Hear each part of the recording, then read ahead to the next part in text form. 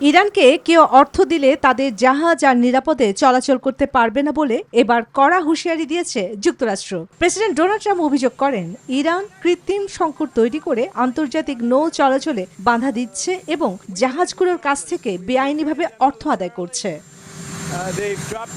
তিনি আরও দাবি করেন, ইরান মাইন পাতা থাকার আশঙ্কা দেখিয়ে হরমুজ প্রণালীতে জাহাজ চলাচল নিয়ন্ত্রণ করছে। এতে স্বাভাবিক নৌযান চলাচল ব্যাহত হচ্ছে বলে উল্লেখ করেন তিনি।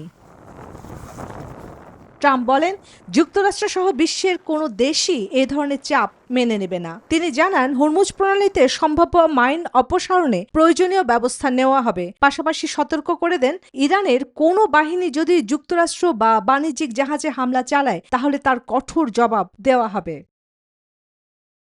এছাড়া ট্রাম্প দাবি করেন, ইরান ইতিমধ্যে তাদের সামাজিক সক্ষমতার একটি বড় অংশ হারিয়েছে।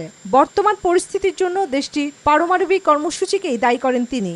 একই সঙ্গে শিগগিরই ইরানের বিরুদ্ধে একটি আন্তর্জাতিক অবরোধ শুরু হতে পারে বলেও ইঙ্গিত দেন। এদিকে আইআরজিসির পক্ষ থেকে হুঁশিয়ারি উচ্চারণ করা হয়েছে, হরমুজ প্রণালীকে কেন্দ্র করে যে কোনো ভুল সিদ্ধান্ত নিলে শত্রুপক্ষকে কঠিন পরিণতির মুখোমুখি হতে হবে। সংস্থাটি স্পষ্টভাবে জানায়, এই গুরুত্বপূর্ণ জলপথে নিরাপত্তা ও স্থিতিশীলতা রক্ষায় তারা সর্বোচ্চ সতর্ক অবস্থানে রয়েছে এবং কোনো ধরনের উস্কানি বা আগ্রাসনের জবাব কঠোরভাবে দেওয়া হবে। চন্দ্রানী চন্দ্রা, নিউজ 24।